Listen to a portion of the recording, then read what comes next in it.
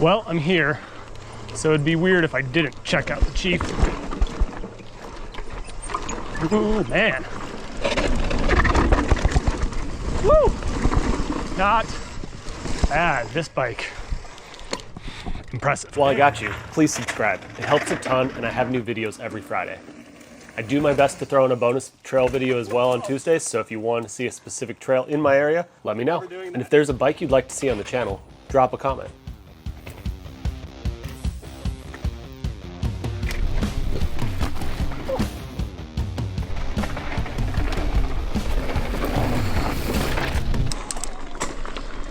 All right, I got an exciting one today. This is the Santa Cruz Heckler SL. So here we have the Heckler SL-C. This guy has that GX mechanical drivetrain. We got a Select Plus Super Deluxe on the rear and a Lyric Select Plus on the front, which means we get all the adjustment. Just no buttercups. Sweet BergTech cockpit. And of course these Codars, like for a budget stopper, this has no trouble stopping this weight. Some DT Swiss hubs laced to Race Face AR30 rims, which are always stout and seem to hold up super nicely. And lastly, to complement it, some pretty good rubber. We got a Max Terra EXO Plus on the rear and a Max Grip EXO on the front. Would maybe be nicer to have one step up in the protection, but nothing too bad. Lastly, we have a 1-up dropper post. I've got to thank evo.com for setting me up with the Santa Cruz Heckler SL. If you want to check one out, they have locations in Portland, Seattle, up in Whistler, as well as Denver, Colorado, and Salt Lake City, Utah.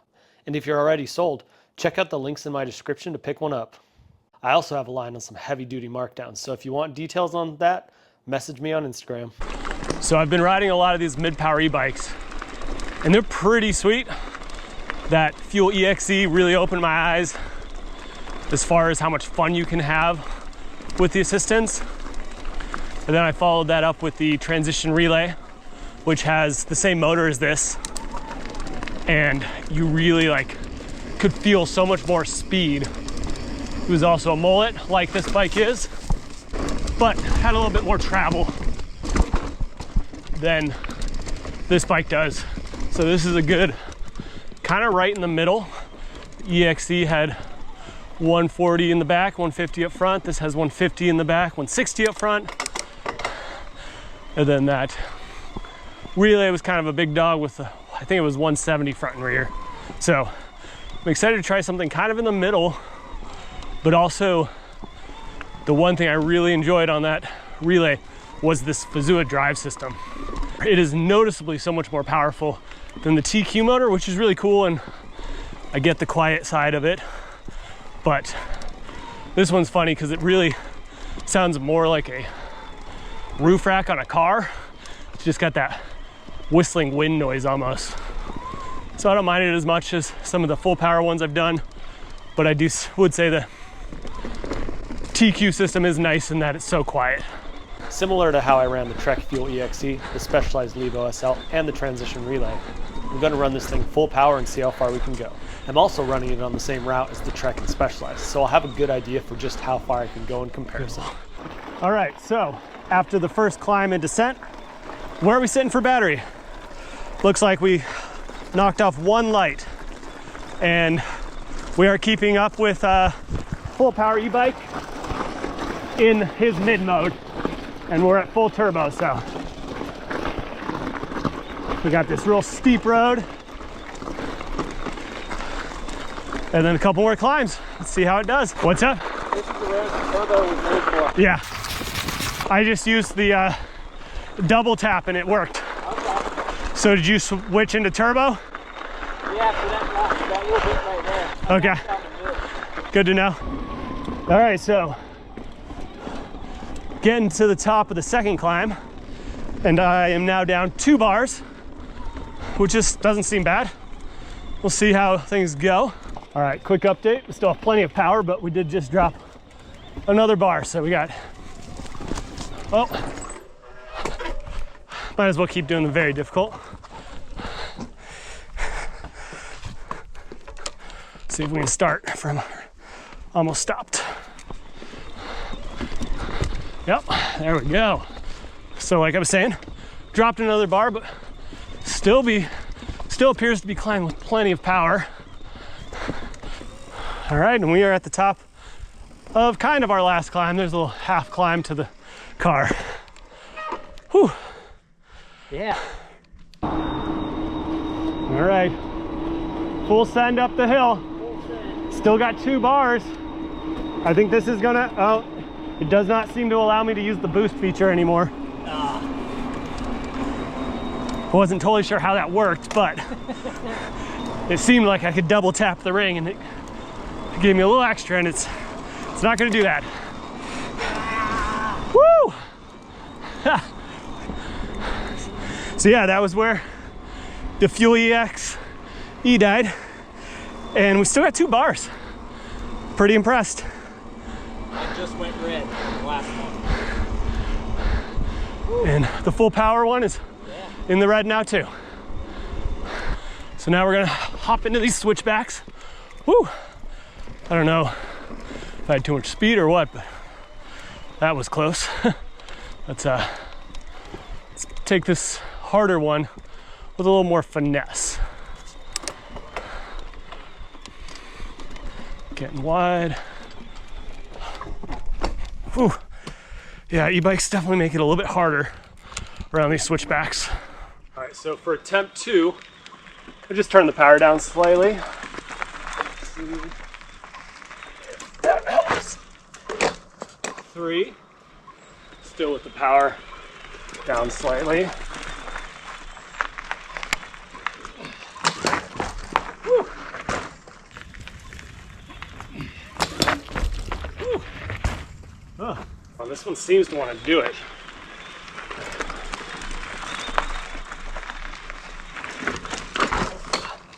That was probably it.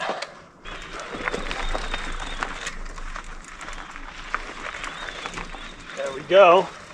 Whew. There we go. Whew. All right, so e-bikes do tend to be a fair bit harder around real tight switchbacks because of the extra weight and that throttle coming on. But this one still does it. Took a few tries, but just did it twice in a row. That time I tried it with the lowest power mode, and that actually made a significant difference as far as it did not just shoot out from under me.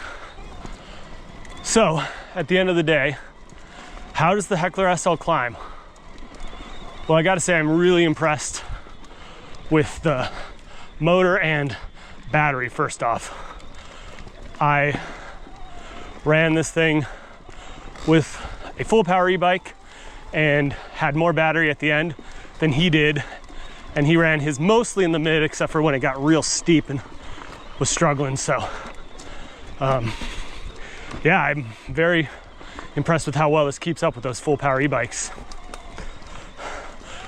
But to the more regular climbing things, like I said, I'm gonna give this an A- for switchbacks. It's possibly the best e-bike I've ridden around a tight switchback. The EXe may be slightly better, but it's really hard to say because this one has the option for more power, and that's part of making it around, is controlling your speed around those switchbacks. As far as traction though, this is definitely as good as the EXe. Really goes nicely. You don't overwhelm the traction. It doesn't seem like too much, which is good. And yeah, just makes for a good all-around ride. Within efficiency and body position, I've talked about it a little bit with the full power stuff, but like, it's hard to feel that efficiency matters that much. You got this motor pushing you up, but that body position that this bike has, where you're a little bit more stretched out and you have good weight over both wheels, is nice for those longer climbs. So I'm definitely gonna give it an A there. So yeah, efficiency A, switchbacks A-. Traction in A, body position, maybe an A+ there actually. So this so far is one, if not the most fun e-bike I've climbed on. That added power over the TQ is great. And the body position of the Santa Cruz is also ideal. All right, let's get into the fun stuff. This trail starts out quite steep. Some good ruts in it right now too. Woo!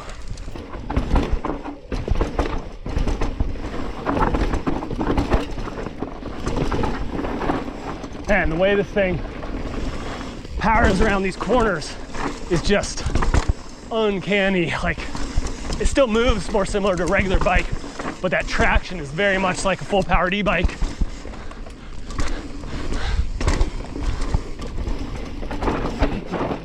Like, man, turns so good.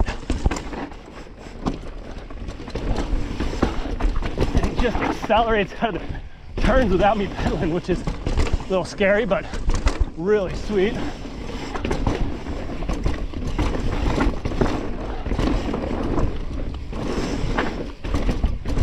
Ooh, this is good. Oh, I'll clip that tree with my bar. This is definitely the fastest I think I've ever come down here. Woo! All right, a little soon, but whoo!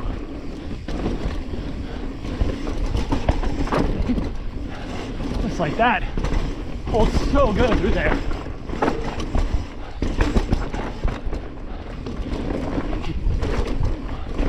And there, and there. Woo! Not good there, but still not bad. Woo!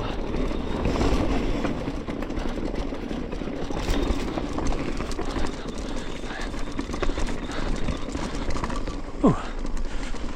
So fun. This thing generates so much speed and momentum, and it's almost hard to understand.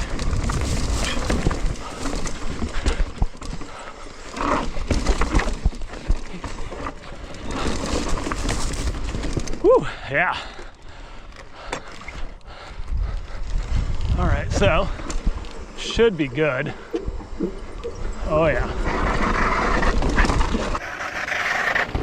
Not a problem at all.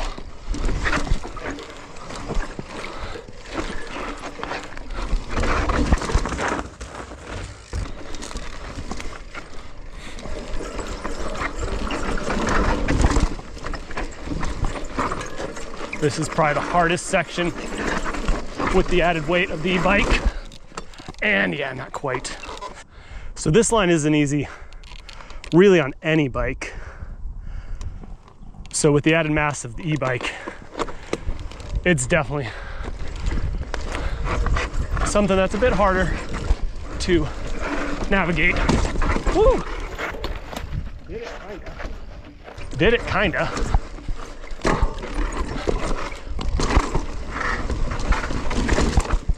Oh yeah. Jumping, probably not what most people are looking for in an e-bike, but I'm not gonna skip a jump just because I'm on an e-bike. While it does depend a bit on the bike, newer Santa Cruz bikes really like to get off the ground. It could be the added weight, but it does take more to get off the ground than the Bronson. That said, it's just as lively as the Specialized, but clunks a little less on the landings. The Heckler shines in the corners.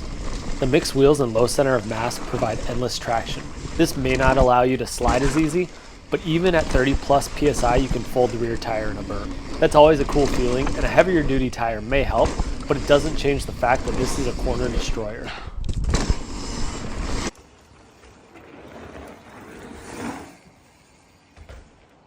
Hook to flat. So who's this bike for? This may be the Goldilocks e-bike. If you're looking for an e-bike that descends as good as the best trail bikes, then the Heckler SL delivers. Yeah. Like you saw in the range test, with the Heckler SL and Rocket and the Commensal set mostly to the mid-power, our speeds were similar, and the Heckler SL had the advantage with battery at the end of our ride. The advantages of these lighter e-bikes is huge, and it's interesting to see the power and range getting so close. So if you need a bike to hang with your full power buddies, this will do it. It's still not easy to throw in the back of the truck.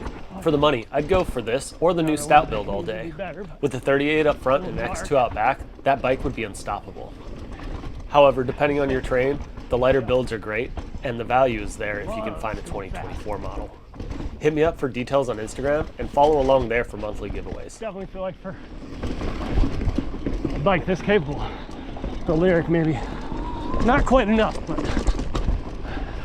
working okay today. Had to turn up the high-speed compression a bit. Final thoughts. All right, so when it comes to descending, I think this just took my top spot for e-bikes. It pumps and generates speed so well. That power is delivered super nicely, and it just feels like it has so much traction. If I had to guess, I would say it probably has a higher leverage ratio than like my Nomad or 5010, because the small bump compliance is just so good. So yeah, just the maneuverability of this bike compared to some, accompanied by that suspension, a little bit higher power motor than some, makes for just a really fun bike that has surprising amounts of power. This is a pretty blind jump, so always a good idea to make sure everything's clear.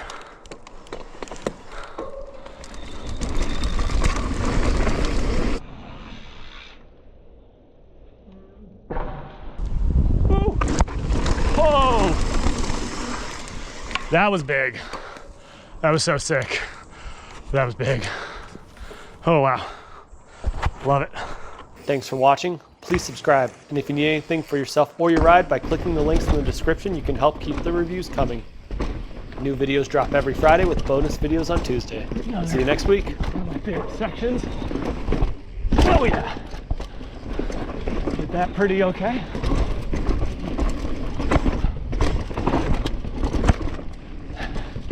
Man, this thing just generates so much speed. I need to stop saying it, but it is good.